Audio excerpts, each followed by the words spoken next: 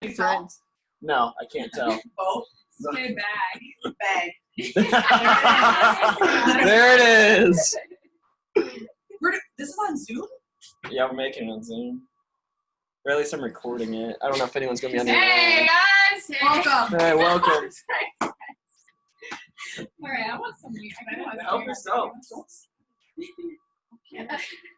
No, I want some words. Oh, hey. This is exciting, man.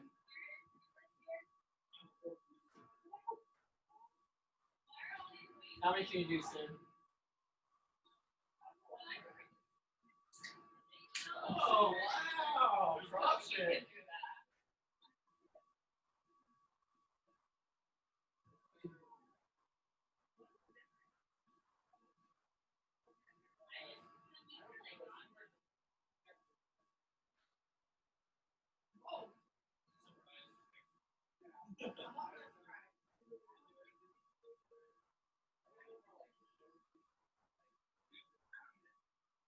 Thank you.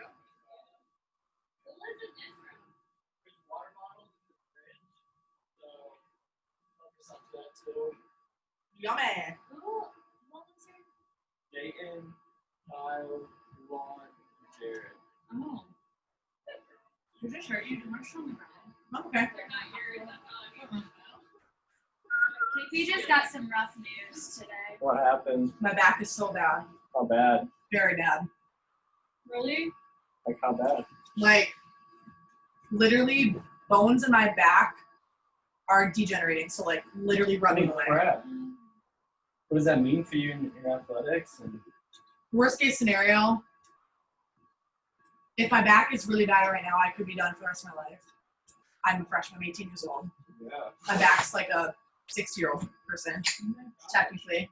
You can keep your scholarship in that, don't you? Yeah. I really hope so. That would go together. Yeah. Best case scenario is I'm playing with pain the rest of my life. Could you get like steroid shots and things like that? Or- Right. I'll just have to do so much to just try to feel decent, you know what I mean? Yeah. So, but I could have like a fracture. My whole back could be fractured. Otherwise, Is it from an incident or like yeah. Tell him. I didn't overuse totally or tell what? What? that it's been praying for a week. Yeah. Weeks. 2 weeks. And So our when it's athletic playing. Wait, so this trainers is told her to something play. recent. Yes, like I'm sitting right now, my back hurts, and I tell her that. Like I'm sitting down, my back hurts. I'm standing on, my back hurts. Just play. All right, yeah, I'll do that. I'll That's the thing play. that's so hard about athletic trainers and I'm like, yeah, this could affect me the rest of my life. And So especially to a freshman who doesn't know to like, they don't know their bodies. oh, Yeah. well, not even that, but more of like, I don't know the system to like put my foot down and be like, hey, I'm not gonna play. You know, I wouldn't have done that if I was a freshman. So wait, did you say there was like one incident or it's just it started. My hands are so gross right now. It started when I was 17. We So got I was 19. out.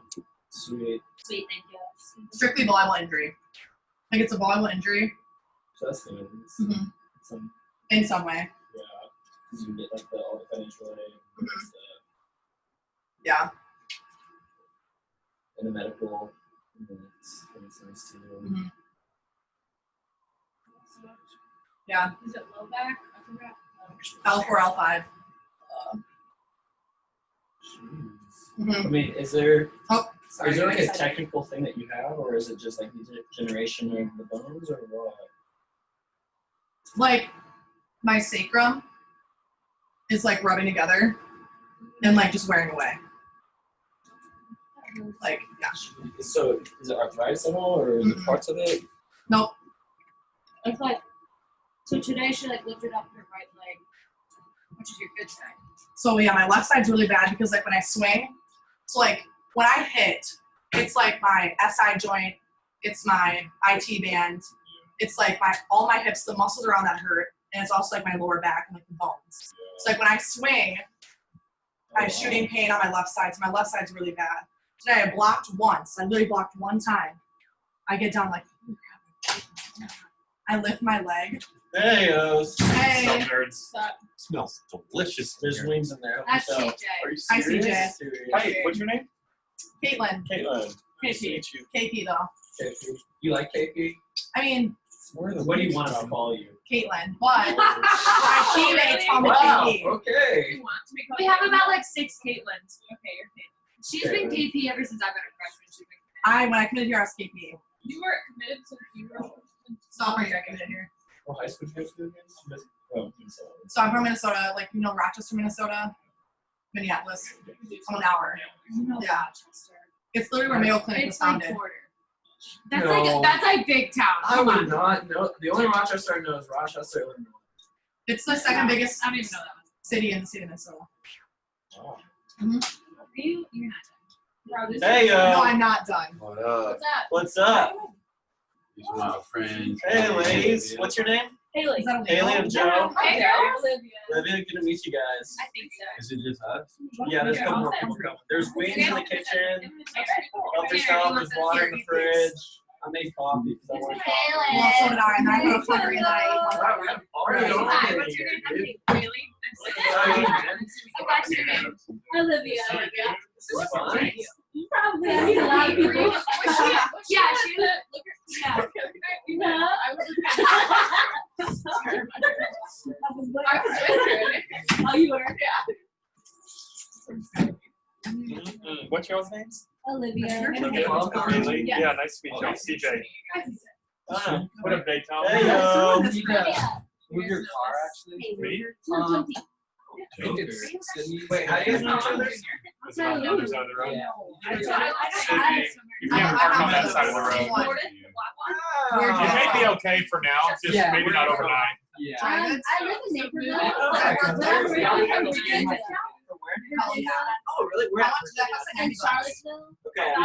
My dad grew up in the Okay. Fairfax area. Oh, yeah, It's I really know. expensive. I got mine So, too. how My are you? grandma lived in I love the it. city. Nice. And Yeah. so we My dad traveled was there. Okay, that's awesome. Yeah. Yeah, I love it out there. It's Oh, I awesome. love the snow. Yes.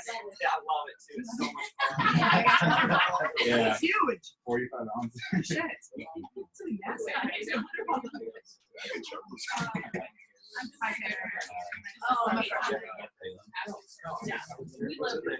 I'm like, in my feelings. Yeah. I gotta do homework. Like, what else is going wrong? Is this going? Dude, is anyone else coming? Not that I know of. You guys can sit here. Sure. Hey, so you're going I'll be back. Sure. You take it.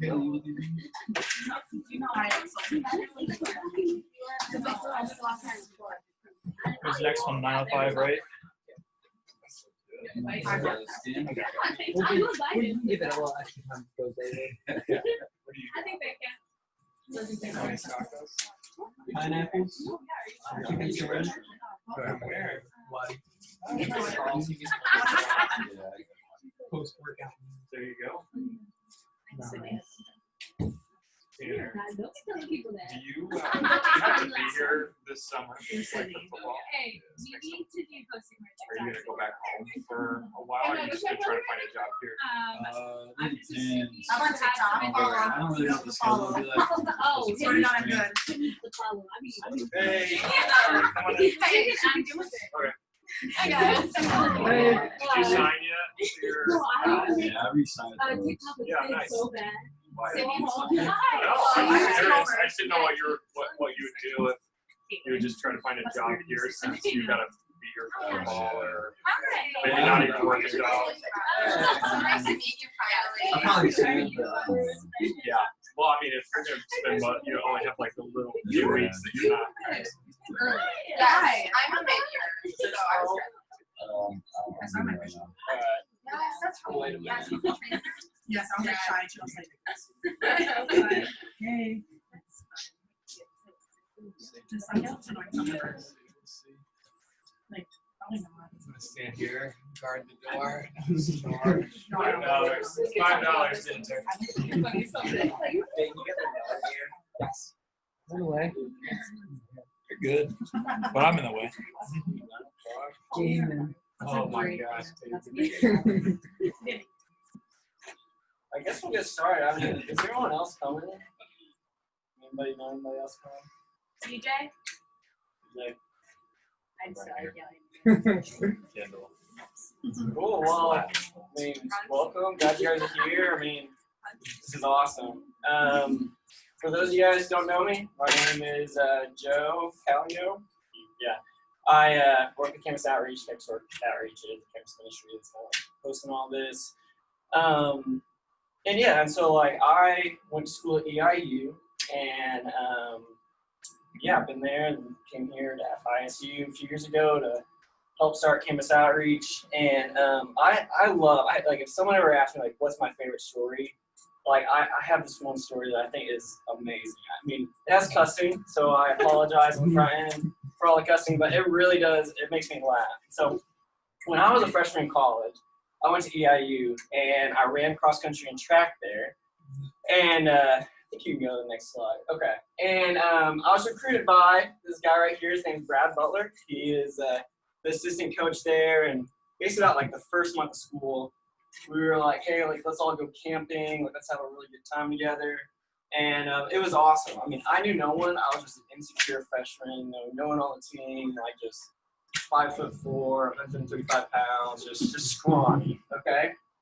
And I remember thinking like, we were getting in the car, we're gonna go camping, and I just remember like the key, like had a little like note on it, and it said, if lost, it's $500, okay? So I immediately knew like, okay, the one thing that we cannot do this weekend is lose the key, okay? You can go to the next slide. This is us when camping, just put pictures to it. There I am on the far left, the green hat, look like a weirdo. Yeah. It's pretty bad, okay? I was young, okay? But I've changed, okay? So like, praise God, man, for the good of everyone. The very last day, so we went camping like Friday, we're like coming back Sunday, we did our long run on Sunday morning. And we all had like this brilliant idea of like going down the lazy river, okay? So like middle afternoon, Sunday afternoon, and we decided to go down there. And the river was probably like maybe 3 or 4 miles long, okay? And maybe like 50 meters across, okay? And we were in there for hours, okay? And I was tired. I mean, it's the end of the week. I don't really know the team. Like, I'm insecure. Like, I'm freaking out. It's like, all I want to do is just go home. Like, I'm just so tired of it all. And so I get in the bus. I'm, like, waiting for everyone. And everyone's, like, taking forever and a day. And I'm like, what the heck's happening right now? And so I'm, like, sophomore and junior girl came up to me and was like, hey, Coach Butler, he lost the keys in the river. Yes, you can go to the next slide. I mean, dude, and he was just, I mean, it's really funny. So like, our head coach had this brilliant idea of just, all right, just go in the river. Like, we're gonna go try and find the key in the river. And you know what we did? All 40 of us from the previous picture, we were scattered. We were scattered across the river. I mean, like, we had no idea where to look, okay? We were trying to find this one key in the river, and 10, 15 minutes, 20 minutes goes by, and people are like, there's no hope. Like, there's no freaking way that we're gonna find this. You know what I mean? 25, 30, 35 minutes goes by, not beforehand. And people are starting to argue with each other. Like, they're so fed up with the time, the fact that we have to try to find this key in the river. I mean, people were pissed. I mean, we were there for such a long time, 45, 50 minutes, 55 minutes went by. And this one dude was like, I found the key. I found the key. And everyone's just, dude, Butler, he was excited. Look at his face. He is just like off the walls. He's super excited. And the dude looks back and he's like, F no, I didn't find no effing key. Dude, he went from this to the next slide. Like that. He's just like, there was nothing in him that could laugh in the very moment. I mean, he was absolutely pissed because like his expectations were so high. The fact that maybe he found the key, but it turns out that it's just one sick prank.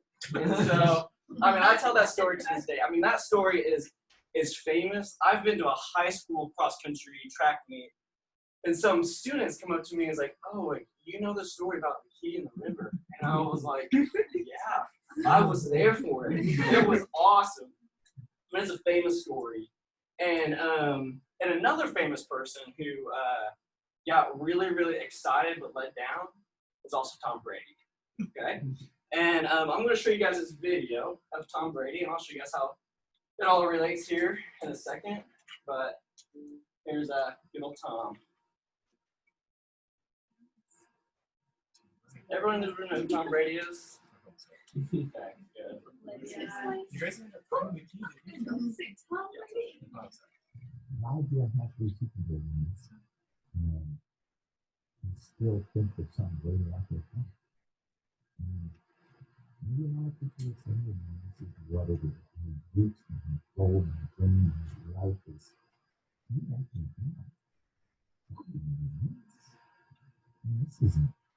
This can't be what I'm thinking. What's that? What else is this? What's the answer? Wish I knew. Wish I knew. I mean, I think that's part of me trying to go out and experience other things. But I love playing football. I love being a stadium.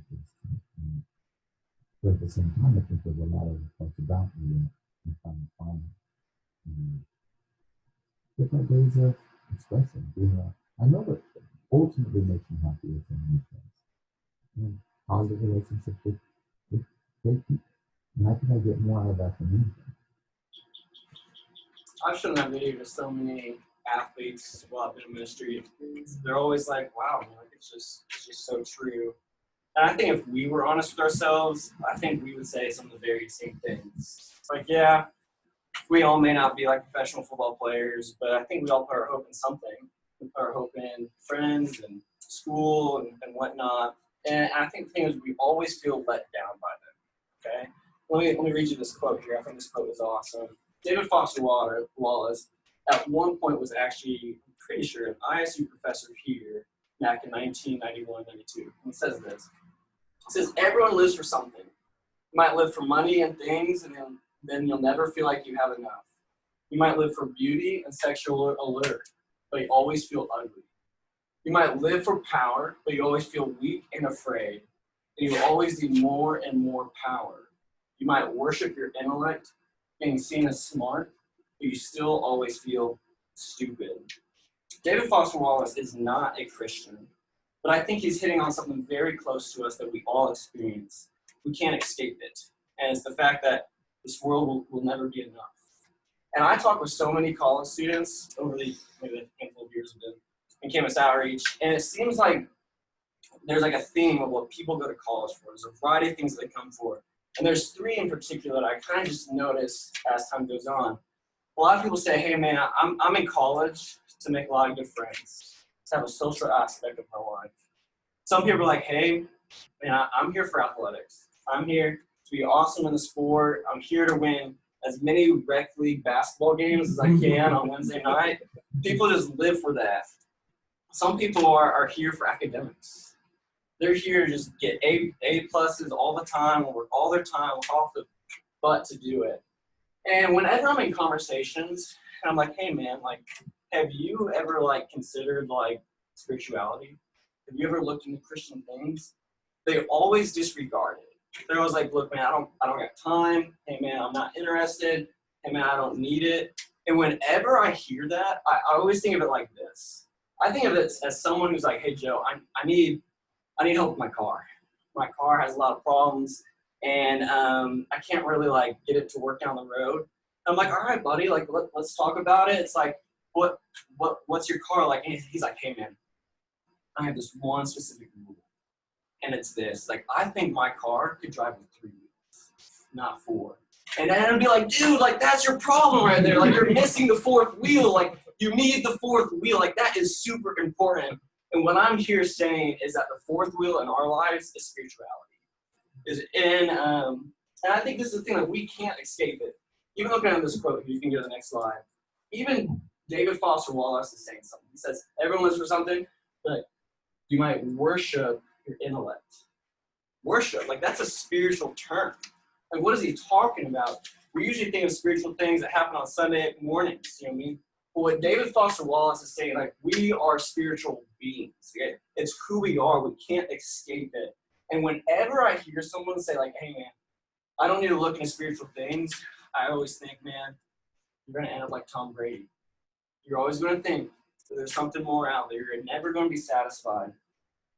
And what I'm here to do, just like in the interviews, like, what's the answer? What's the key to it all? And Tom Brady's like, I don't know. I wish I knew. And what I'm here today is to say that I know the answer. The answer is Christianity. And I've got 3 reasons on why I think you should look into it. Okay? My first reason is our longings tell us so. Okay, let's kind of go on with the videos. And what we were talking about already is like, every time I watch that video of Tom Brady, I mean, the one emotion I feel every time is compassion. I mean, he has everything. He has rings, he has money, he has a supermodel wife, he has fame, and yet he still feels like there's more out there. I, on the other hand, don't find myself thinking, I wish I had what Tom had. I find myself thinking, I wish Brady had what I have. And when I watch that video, I have compassion because I want to offer him what I have, and that's Christ. And we all have felt that. We all feel like we put our hope in something and it's failed. And there's been a variety of responses that people have when they feel that feeling like, man, it just doesn't satisfy. Some people, they're just so convinced that they can still find it in this world. And so they become anxious and driven, seeking it and finding it. They work their butts off. They work 90-hour weeks. They forget their family. They are spending their life trying to find purpose and satisfaction in this one thing because they think they can have it here. And they're always anxious and driven, trying to find it. The second thing people do is they become defeated. And they're like, dude, I'm never going to find it, so I'm going to close myself off. This happens a lot in relationships. Especially when the guy leaves the girl and the girl's like, man, I'm never going to trust again. Never going to open myself up. Yeah, Rick and you know what? And the thing that I would just say is like, just don't do that. When you do that, you harden the part of you that makes you human. The emotions of love, the emotions of intimacy, the emotions of relationship, and as soon as you harden that off, you dehumanize yourself. And the third answer I'd probably say is what C.S. Lewis says about it all. C.S. Lewis says this. He says, creatures are not born with desires unless satisfaction for those desires exists. A baby feels hunger, well, there's such a thing as food. Duckling wants to swim, well, there is such a thing as water. But if I find in myself a desire which no experience in this world can satisfy, the most probable explanation is that I was made for another world. What Christianity is saying is that the reason you always are never satisfied in this world is because you were never made for this world. You were never made to worship these things. You're never made to worship your intellect. You're never made to worship athletics. You're never made to worship relationships or academics or whatever. And what Christianity says, the reason you feel dissatisfied is because you weren't made for this. You were made for Christ. And Jesus says it like this. What does it profit a man if he gains the whole world and loses or forfeits his soul? We all need the fourth wheel, and we can't get down the road without it. So it's my first answer. Our longing tells us so. Our longing tells us that this world never satisfies, and so there's got to be another world that does. Okay. Number 2 is the historicity of Jesus. Okay. You may think that Christianity is stupid. You may think that I'm stupid. Okay. But there's things that you have to wrestle with whether you're a Christian or not. And that is the historicity of Jesus. Jesus was a real historical person, and you just can't deny that, period. If you deny that, then you're just kind of ignorant in the academia world. It's like, look, you just really haven't looked into it. I mean, Jesus was a real person. And the thing that you really have to wrestle with is Jesus really God? Because if he is, everything he says is true. But if not, then you kind of neglect it. And I think this is the thing that's so interesting. Let me show you this picture here. MIT did this research in 2006, I believe. And they came up with the 10 most influential leaders in the world and the people in the world who claim to be God. Okay? And they compared this list, and I think the thing that's so interesting to me is that Jesus Christ of Nazareth is the most influential guy in the world. That's just what it says. But he's also the only other person on this list that also claims to be divinity, to have divinity, to be God. And I would just find that so interesting to me, because I always imagine, like, if you really are God in the flesh, then surely, wouldn't you be the most influential man in the world? Like, surely, it just makes sense. But what this chart is saying, the only person ever in the world to claim God and be the most influential person in the world is Jesus Christ himself. And to me, that's just like so intriguing and so winsome to be like, man, maybe Jesus really is who he says he is. But the other thing that's impactful is not so much his influence, but the type of influence. It's not so much that he was divinity, but that the type of influence he had on people has caused people over and over again to be like, wow, you're unique. Wow, you really are the Son of God. And Napoleon Bonaparte actually says this. It's a long quote, but it's a really, really good quote. He says this. Napoleon Bonaparte, not dynamite, common misconception, it happens. Okay, he says, I know men, and I tell you that Jesus Christ is no mere man. Between him and every other person in the world, there is no possible terms of comparison. Alexander, Caesar, Charlemagne, and I have founded empires. But on what did we rest the creation of our genius? Upon force. Jesus alone founded his empire on love, and to this very day, millions will die for him. He, Jesus, asks for the human heart, and he will have it entirely to himself.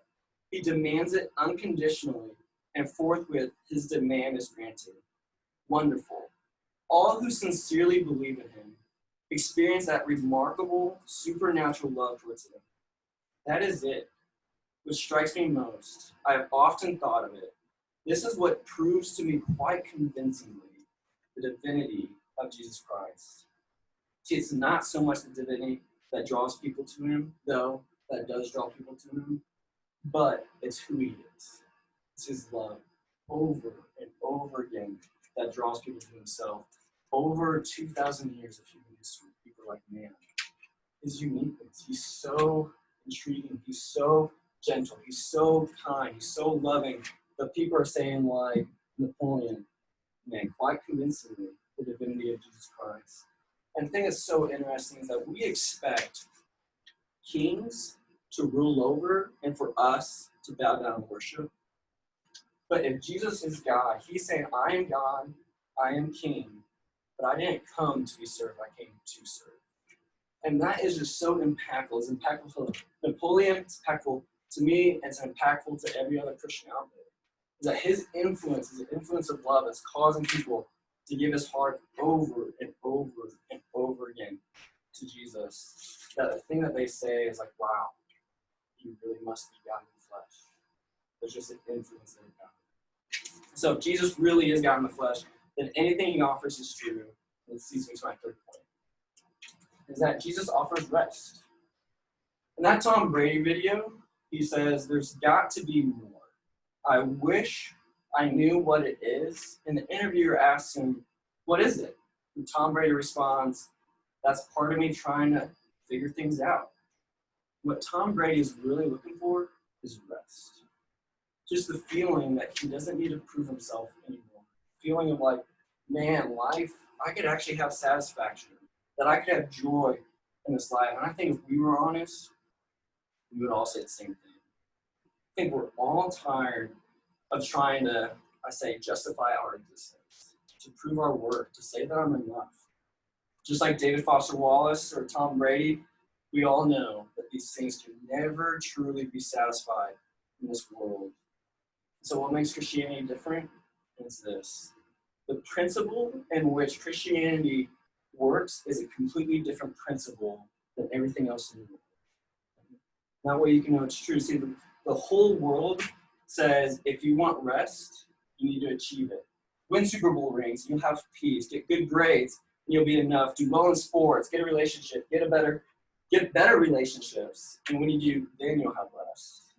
Even religion says, every other religion in the world says, if you would do good, then God will bless you. And here's the thing, we're tired of measuring up. We're tired of trying to prove our worth. We're tired. We just want rest. And the reason Christianity is different is because, you can hit the next slide, it's not achieved, but something received. It's a different principle. It's the only thing like this in the whole world. See, Christianity isn't about what you can do for God. It's what God has done for you. God isn't in the heavens being like, come on up. If you do enough, then you can have rest. He's like, I came down to give you rest so that you would be satisfied. And Jesus says this in Matthew 11. He says, come to me, all who labor and are heavy laden, I will give you rest. Take my yoke upon you and learn from me, for I am gentle and lowly in heart, and you will find rest for your souls. For my yoke is easy, and my burden is light. See, Jesus can offer you rest through the course of a completely different principle. It's not something achieved, it's something completely received. Because of that, you can know that it's true. It's a different principle than anything else in the world. So that's my third reason. Jesus offers rest. This is a picture of my wife. Okay? We've been married for about 2.5 years. And it's good. I love my wife. She's a good wife. I love her a lot. She's a good wife, man. Right, she's a keeper. But it wasn't like this. It wasn't like, oh, look, there's Zoe. I think she's cute. We can go ask her to marry me right now. It's like, no. I've heard people do that. It doesn't work. Trust me. I've heard stories, real stories, where people like, you can marry me. It's like, no, I didn't know you. But it's crazy. I mean, I'm dead serious. I've heard real stories. But it was a process, okay? And it was like this. It's like, I see Zoe over there. It's like, man, she's cute. I'd be excited to know her. So I go up to her, and I'm like, hey, Zoe. That's how you did it? Yep. And would you go on a date with me? And she says yes. And so we go on a date. We go on a variety of dates. And some days, like, man, I really like you. Like, will you marry me? So I guess I didn't say that before I got the ring, got that one knee. And I'm like, will you marry me? And she says yes. And then 2 months later, we're married. And this is a picture for our wedding day. And for many of you in this room, you are looking at Christ and Christianity just like I look at Zoe. I'm like, wow, like, you're pretty, like, you're intriguing. You may not be saying, like, Christ, you're pretty, but it's like, Christ, like you're intriguing. Like, there's something about you that's wooing me, that's intriguing me. And if that's you, I mean, I would just encourage you to look into Christianity. But if not, I mean, the thing that I would still say is that Christianity is worth value. If Jesus really is the most influential person in this world, wouldn't it be worth your time to at least know what he's about? You don't want to be ignorant of the world, just man. He really is the most impactful man. I should at least know what it is. So I would encourage you to look into Christ. Finally, I never really told you how the end of the story happened.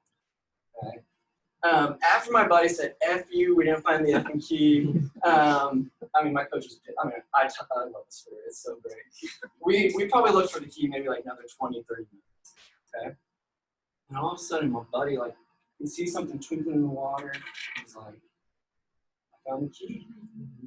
He's like, guys, I really found the key. I kid you not. He really did find the key. I mean, it's a real needle in a haystack story. He found the key. And, Jesus says that is exactly what it's like when someone understands Christianity. Jesus says this, go to the next slide. The kingdom of heaven is like treasure hidden in a field, which a man found and covered up. Then his joy, he goes and sells all that he has and buys that field. Some of you have gone to some of our events, and you're like, wow, those Christians, I mean, they don't do anything special. I mean, they just kind of hang out a lot. But you're always leaving feeling like, man, that was a really good time. I really enjoyed it. And what I'm telling you is that you're only tasting the joys of the Christian life. That there is more joy for you to have if you would have Christ. And I think the thing that I'll just say over and over again is Tom Brady doesn't have it. The world doesn't have it. But we as Christians are the only people who do. And we as Campus Outreach, both staff and students, are here to help you be like one of those people like Napoleon is like you. This is the thing that convinced me most sure that Jesus is the Son of God. He has divinity. And so we would love to be a resource for you to look into Christianity. We would love for you guys to look into Christ. So thank you for the joy to do that. Thanks. Discussion questions. Do you want to get in like small little groups and talk about it? That'd be great. So.